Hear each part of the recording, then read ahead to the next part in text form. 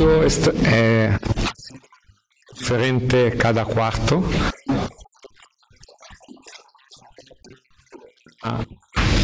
Un primer cuarto muy bueno para consistencia defensiva y ofensiva, y cuando estábamos con más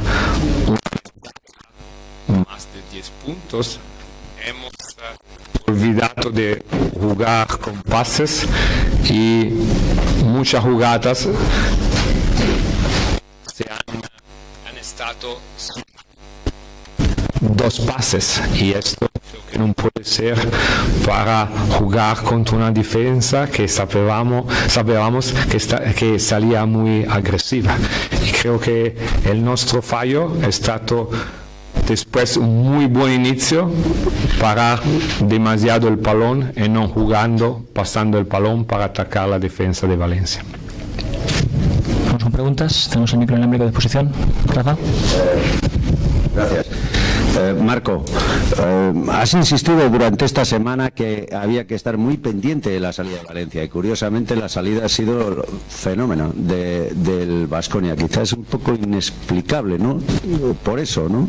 Todo lo que ha sucedido luego, cuando realmente lo difícil parecía lo primero. Yo, lo que tú dices es muy realista, y también me encuentro con total acuerdo contigo. Yo creo que cuando hemos jugado pensando a cómo salir de las dificultades que podía poner Valencia, lo hemos hecho muy bien. Cuando hemos intentado de jugar más para buscar jugadas bonitas, esto en un partido de Euroliga no puede ser.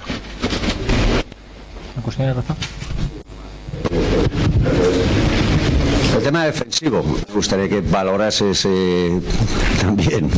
Yo creo que el tema defensivo es lo mismo.